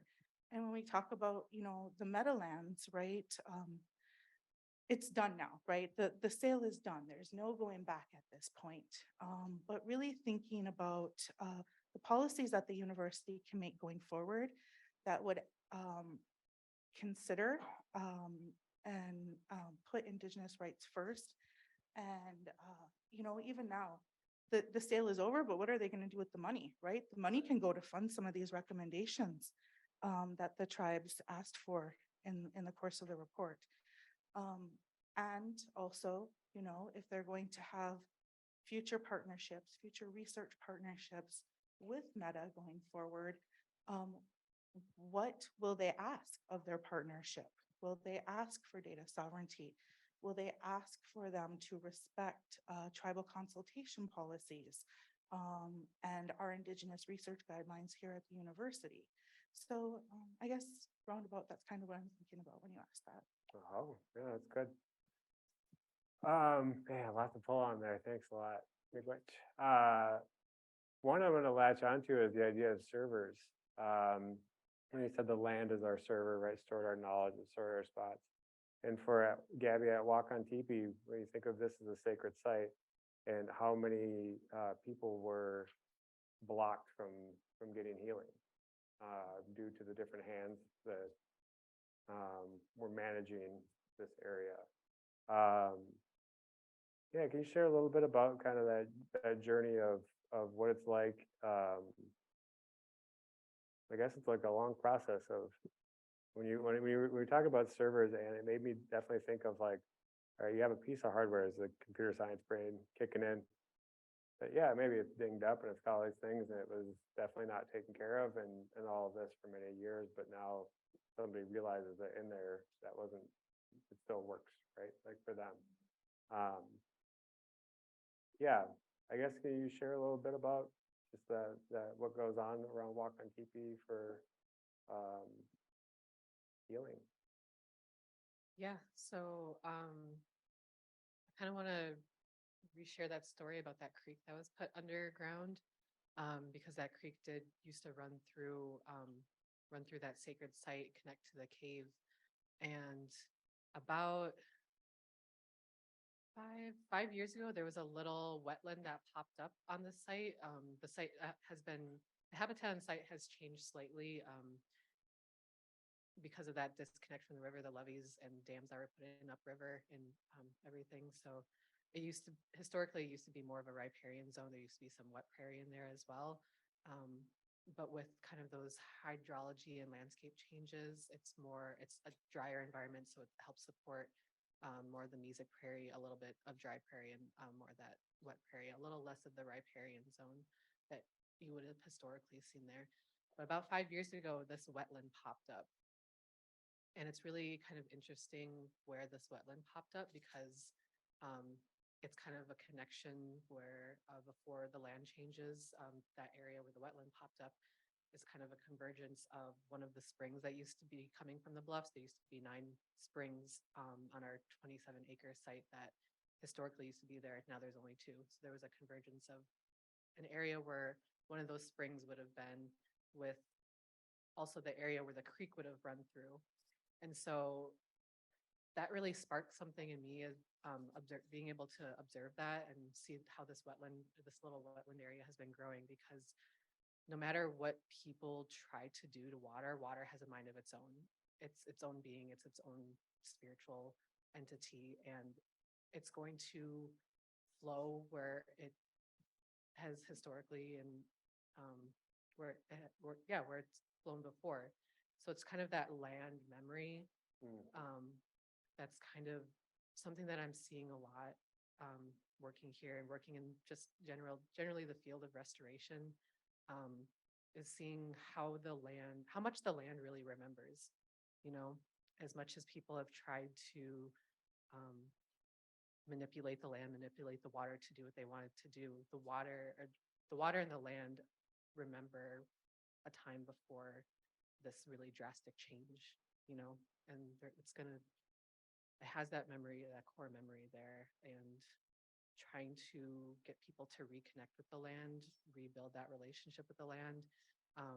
I've said this with the daylighting project, and just generally restoration in general for me is like you're healing with the land too. You're building community with the land, remembering those connections that you would have had with the land historically, traditionally, things like that. So yeah, that's just something that's been really big for me. And part of that healing is being able to get out of this kind of Western mindset of how we view the world, going back to our kinship systems where we view non-human beings, not only our animal relatives, but our plant relatives, the rocks that live on site too, viewing them as part of our kinship system, has really been, like, personally for me, something that I'm trying to tap into more, trying to get out of this Western mindset, and really taking time to build that relationship with the land, and sit there and observe, take in, be quiet. That's been really, for me personally, a really big step in my career path, I guess, is taking that time and just trying to work with the landscapes timeline. Yeah, I mean, good for sharing that, because that makes me think of as well of when I think of like land back. I've been asked that before of what does that look like? What does that mean? As if I can answer it for one, all Indigenous folks. Two, that it has a blueprint, and it's like, well, the land has its own lesson. I think there are some really amazing examples of land back in various forms. One being out with what WAS is doing. I think that's a fantastic example. Could you share a little bit more on that, Deacon, about what goes on at the site with WAS is doing for land? I can't speak it on it from my personal behalf because I'm not involved with Makoche Kikchupi and the nonprofit that WAS and a few other amazing folks have started.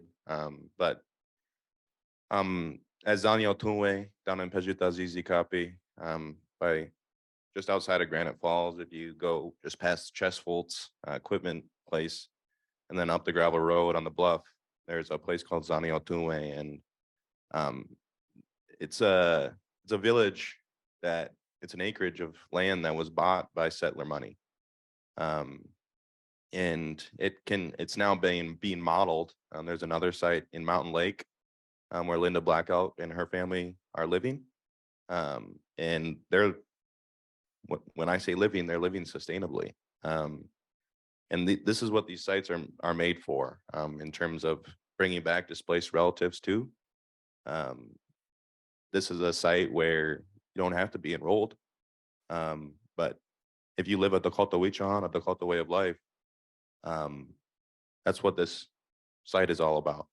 And in terms of, what we were talking about renaming earlier, sites like Minio or Zaniotunwe, when they're taking these changes and bringing back like fire to the landscape, what Gabby just said in terms of that memory is being remembered. And at Zaniotunwe, there was one of the first Dakota births, traditional birthing in probably more than 150 years at that site. And that's really powerful. That brings back traditional knowledges. So yeah, I don't want to speak too much on it because I'm not a part of it. So Yeah. No, thank you. I really appreciate that, because that really gets back to it. I think what we're summarizing here of talking about just at the tail end about relationships and healing, and what I was hearing is how data can afford, how we're approaching data is a lot of unlearning what folks are calling, what makes us think that, well, what is data to us, right? And it's unlearning that version. It's not necessarily quantitative. It's relational. It's not something to be extracted or to be mined. We're going to pivot a little bit to the Q&A here portion here on Slido, start addressing a lot of these questions that are starting to come in. And so maybe even that's a good segue to discussing like data mining and thinking about how we orient around data. And the question here is for the panel. How does the push towards open data support or hinder movements for Indigenous data sovereignty?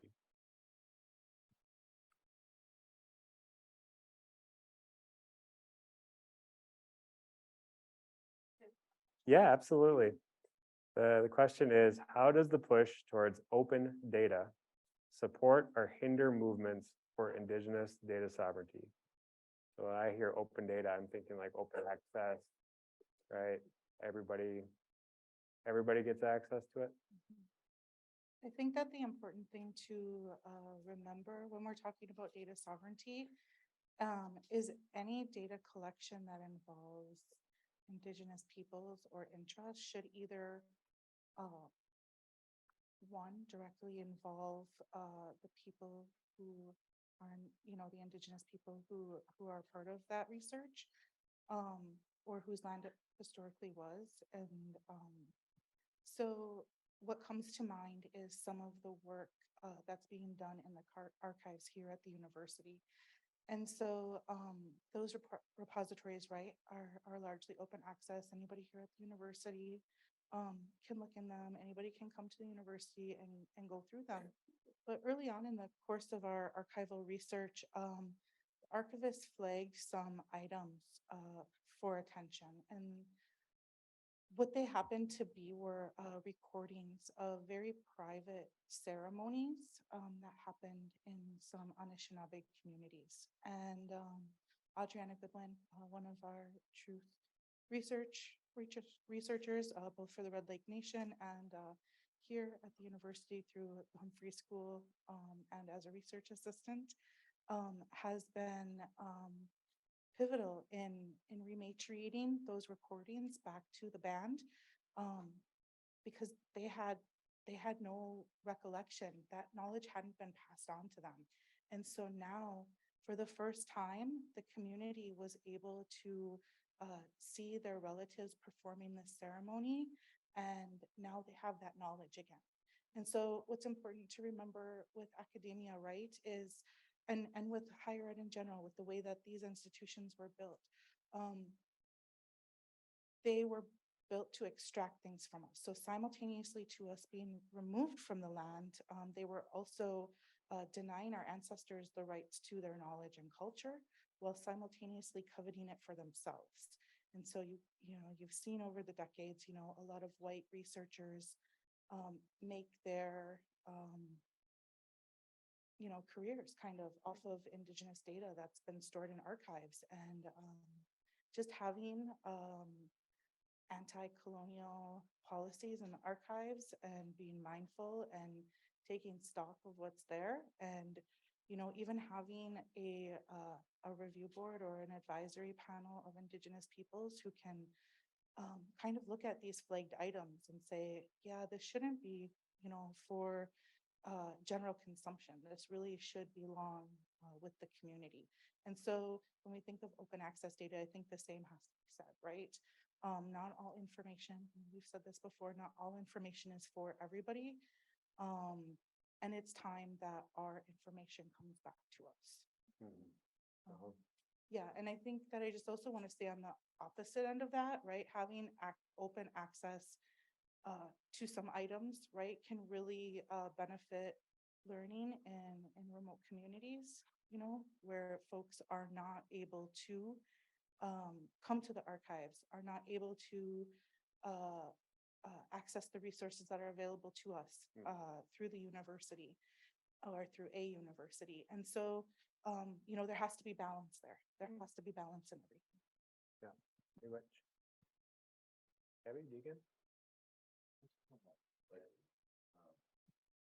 In relation to my project, and some of the work that I do with Native American initiatives at MNHS, I've been thinking a lot about how the collections and archives there aren't necessarily accessible for our tribal members. Like for the fact that you would have to reach out to us just to see one of your family members' items. That in itself is not right. So what I've been thinking about is how I can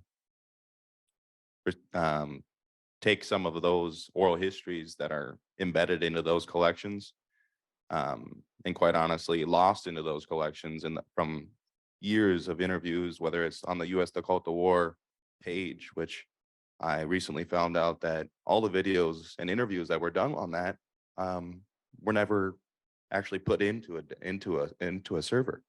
So it's things like that that are lost, that should be accessible for all communities. But what I'm thinking is how I can take those from MNHS and put them into our project. So that's just a little bit on that. Gabby, do you have anything to offer on that?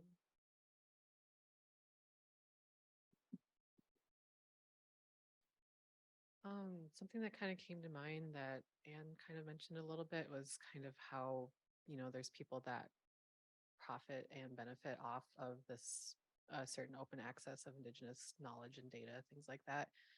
Something that we're kind of experiencing with our organization and with the sacred site that we work in is kind of how certain partners, and I'm not gonna behave myself and not name them, are tokenizing both our organization, saying how they have this amazing relationship with an Indigenous environmental org, things like that, without actually putting in time and effort to really build that relationship, tokenizing the site itself, saying that they're doing more than they're actually doing, things like that. And I know it's not directly related to kind of, open access data, but kind of relates to, when people tokenize our communities, when people tokenize our sacred sites, our homelands, things like that, it's really, it can be very beneficial for them. This particular organization in mind, goes after really large portions of grant funding, because they say that they have this relationship with our organization and with our site. Grant funding that could go into the hands of other Indigenous people who are doing way more active and relational stewardship of the land, so that's just kind of something that I wanted to bring up also. Merciless savages. This question is for Deacon. How do you envision tribes to digitally house and maintain their data? That's the first part. Second part is how do communities build their data infrastructure? Yeah, so this is a huge question in terms of building this server and making it transferable to a tribal community. And whether that's in a vehicle where maybe each 16 communities get the vehicle and we'll maintain it. But through our server, we want to be able to also have work on it for the because I think that's a big question for a lot of projects is who maintains that data once the 3 years on the grant are done, once the money is stopped. So I think making it so there are opportunities for continued work. And I think this is the great part about the stories that we'll be obtaining is that they'll never end. There will be continued stories that can be added to this server. And I think there's a way to connect them. Whether there's 16 or there's one that travels. This is, yeah, it's a question that quite honestly, I'm still thinking about. That's a big part of our project is how we create this server in a respectable way that can actually be used by tribal communities in the future once we're done with it. So, yeah. Yeah, I mean, good for that. You know, and I think that's a challenge across the board. That's why I say that in the front end of the introduction that, you know, the work that all three of you are doing is definitely a blueprint for how we're going to tackle these things, not just today, but for future generations, right? Because this idea of maintaining our data to be out of the Western gaze is very critical. If we're to do our own things, if we're going to have our own space for healing in that regard, something that's not going to be extracted. So that's good. All right, we got another one here for the panel. What is needed and what are the barriers to establishing a digital archive that protects Indigenous data sovereignty, allows collaboration with and control by tribes across colonial, state, and national boundaries?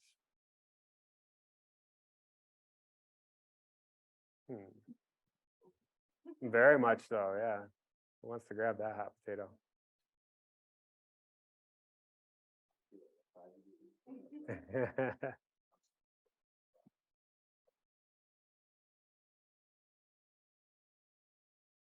Really have an answer because there's so Yeah. so many issues. But I just wanted to say that you know, tribes aren't monolithic. It's really important to remember that each tribe is their own sovereign nation, has their own laws and protocol, and that may not be reflective in another tribal community. And yeah, so it would be like you know, almost 600 countries coming together to formulate that plan. And so yeah, that's a giant doing that we need to go through. Anybody else want to offer anything on that? Yeah. Let's say, because if you ask me to read it again, it's gone off the slide off. Create a ticket. Not at the moment. Okay. Do presenters or organizers have models to share for data sovereignty agreements to be used prior to or integrated with institutional review board processes? I'm so glad you asked that question. If you go to the Native American Affairs website, you can look at the Indigenous Research Guidelines, and that includes links to models that other nations are currently using. I think it's also important to note that something that I've heard from tribal leaders again and again is tribes don't necessarily have the resources to have their own institutional review board, but it's still important to learn through relationships, even before you start to conceptualize, you know, your research design, to include those communities that you want to work with in all of those, so that they can really invest their values and their protocol um, into your project, and that will only make it richer, right? If you're doing it in a good way, if you're doing it, from your heart and in a relational way um, with folks, then your chances of misstepping are less. But again, there's always going to be missteps, and I think that also what's important in there is to acknowledge when that is done and to make amends for it, and just that intentionality really goes a long way. Yeah, that's a good response. Chan. Anybody else on this institutional review part? Okay. I think this is a really good one for us all to kind of, especially when you're talking about intentionality. This individual, I'd like to hear more about how we are all defining and understanding sovereignty and accountability, and what shapes who are more or less accountable to. So who are we accountable to in our definitions of sovereignty and accountability in the creation of that? Yeah. We can't hear you though. You need a microphone.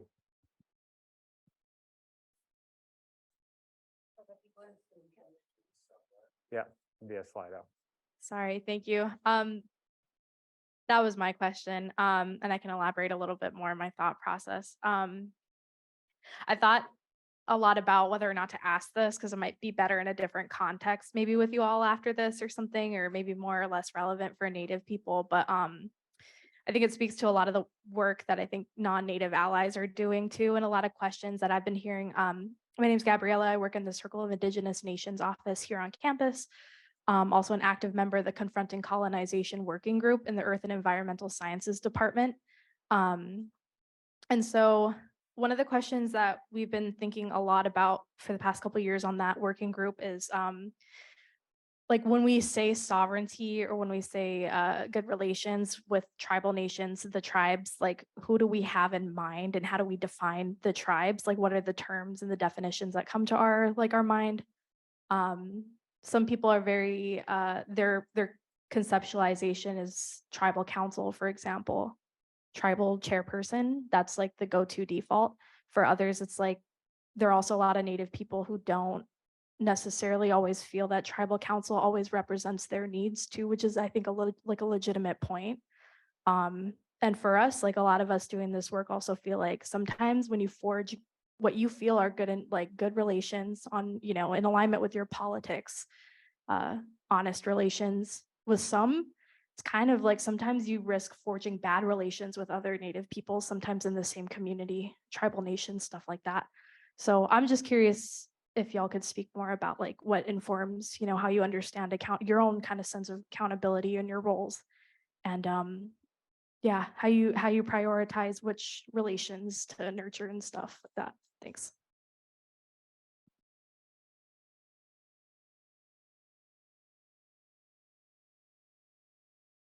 So for our organization, because we work at a Dakota sacred site, we really focus on trying to figure out and build upon and maintain relationships that we have with the 4 Dakota communities here in Minnesota.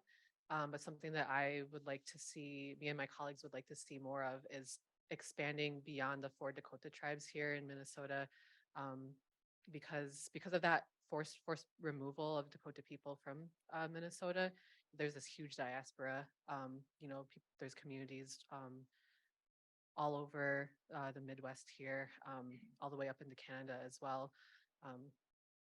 And then also thinking about, Dakota relatives such as Lakota and Nakota people too, and how can we start reaching out to those communities, especially those Dakota communities that were displaced from the landscape, and it's really hard to navigate as a non-Dakota person, someone that is a visitor here to Minnesota, whose people didn't really have a super close relationship with Dakota people back in the day. It's really kind of, I'm still learning a lot about it, but thankfully we have Dakota women leading our organization. We have really strong Dakota representation on our board, and trying to build those relationship with councils, with TIPOs, because we work at sacred sites. We also do some stewardship with the burial mounds up top also. So making sure that TIPOs are also informed. And we're kind of in this place right now where the city has also reached out to us asking for kind of advice on how to go about like future projects, because the TIPO offices especially do not have the resources to be dealing with constant questions, constant collaboration with projects here in the cities that are outside of the reservation boundaries. So trying to figure out and navigate how we can kind of work out separate and unique arrangements and standings with the TIPOs, the tribal councils here in Minnesota, and how we continue to do our work. It's something that's very new to me, something that I'm still trying to get a full grasp on, but something that I know we're working towards. So.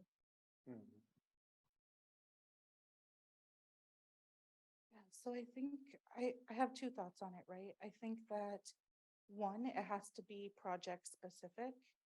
What are your values and intentions and goals of what you're setting out to do? For example, on the Truth Project, this was a leader to leader project, right? So Tad Johnson initiated conversations with the Minnesota Indian Affairs Council after they released their series of resolutions. The Minnesota Indian Affairs Council is a group of 10 elected leaders from 10 of the tribal nations here in Minnesota. And so while some people may not agree with what tribal councils are doing in their respective communities, I think it's important to remember that they are the elected government of the place. They have been elected to make decisions for their community. And that's one way to go about it.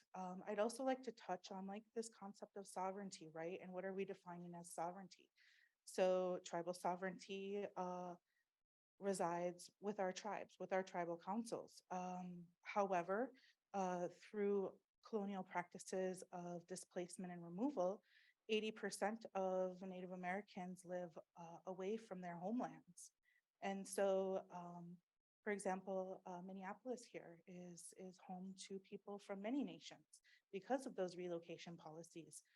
My family being one of them. My grandma was relocated from her home up on the Iron Range to Minneapolis to go through nursing training.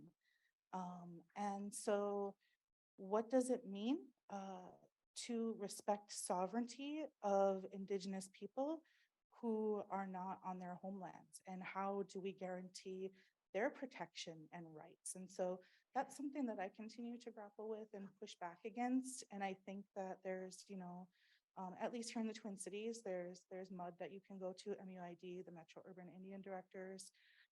There's other organizations, right, that are acting out their sovereignty, right? They're doing the work, and they're not on a reservation, and so there has to be a broader conversations, right, that first need to happen among Indigenous peoples, and then at different levels to really discuss how our tribal leaders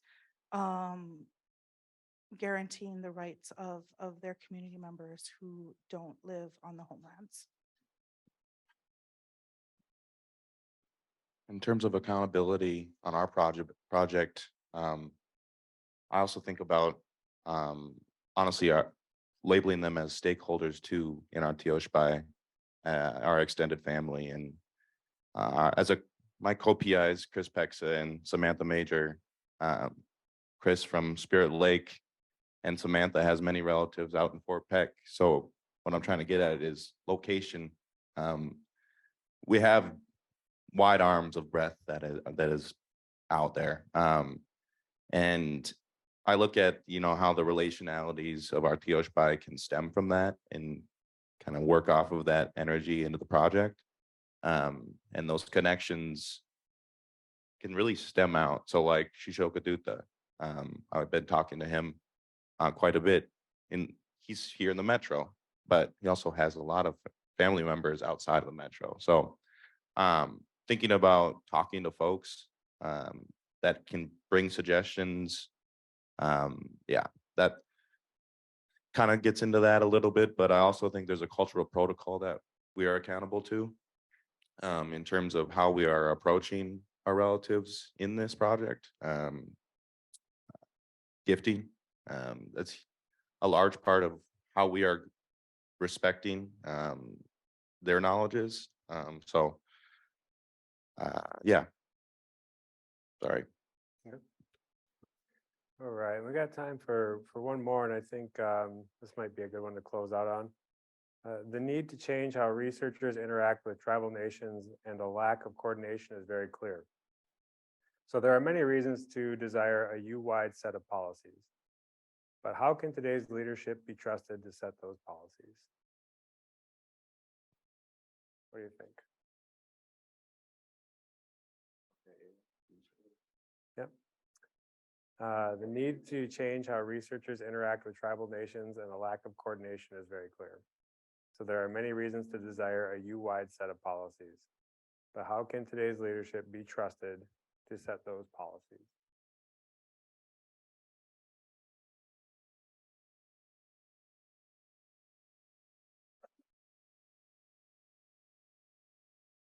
That's the $1 million question, right? Mm. 4 billion, if you're looking at the PUF. I think that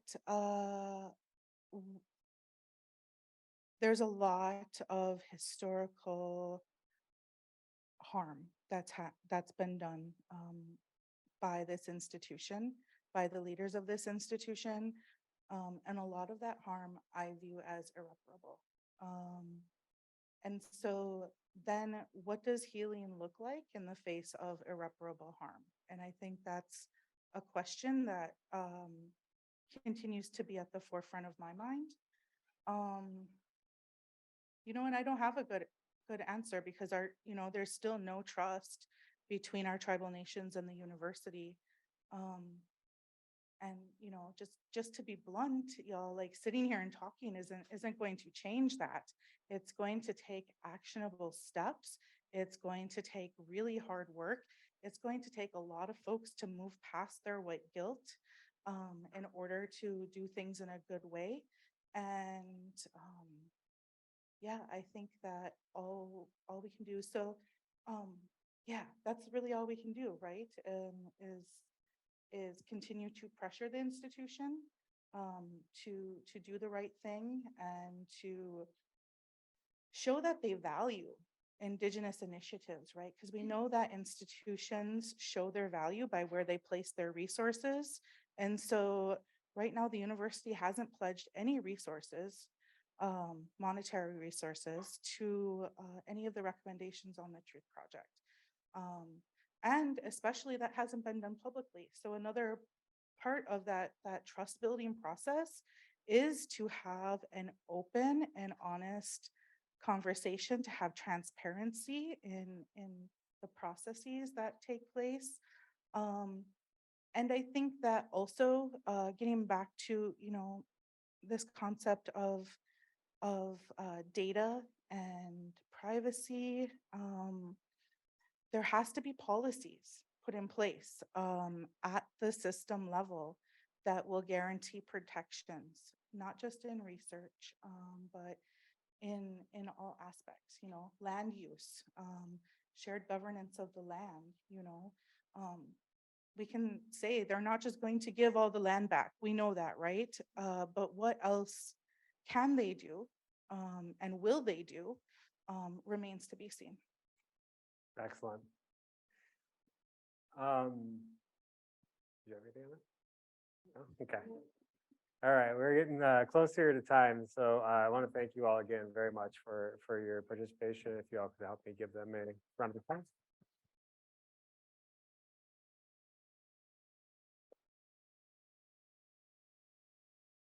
And going back to the beginning of my introduction, I had as our collective goal today is to provoke thought about what it means to be in good relations spatially and action on your part, wherever you may reside, to live up to this ideal of good relations.